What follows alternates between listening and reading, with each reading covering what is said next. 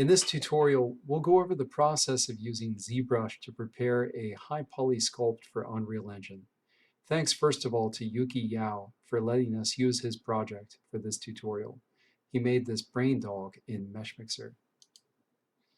In some of our previous tutorials, we talked about how MeshMixer can be used to reduce the poly count of a model and break a part of the model off so it can be assigned a different material.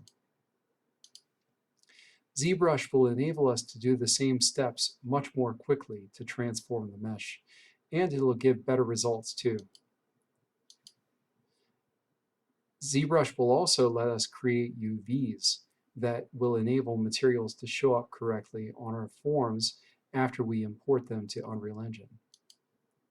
In this screenshot from Unreal Engine, the dog on the left was imported directly from MeshMixer.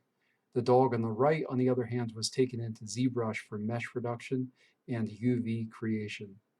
And the black and white grid pattern that you see in the lower right has been applied to both dogs, but you can see it only shows up correctly on the Zbrush dog.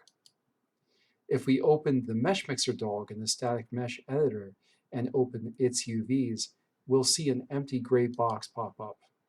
But if we open the Zbrush dog, we'll see the UV pattern that's in the lower left, showing that the dog's surfaces were successfully unwrapped.